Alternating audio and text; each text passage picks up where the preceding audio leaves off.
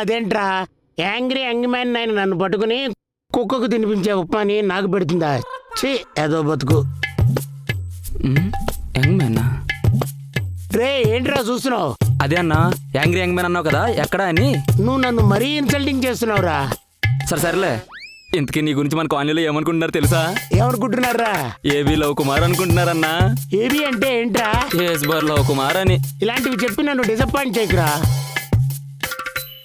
అయినా ఎప్పటి నుంచో నిన్ను ఒక విషయం అడగాలనుకుంటున్నాను రా. ఏంటన్నా? నేను మీ వదిన జంటగా వస్తుంటే ఎలా ఉంటుందిరా?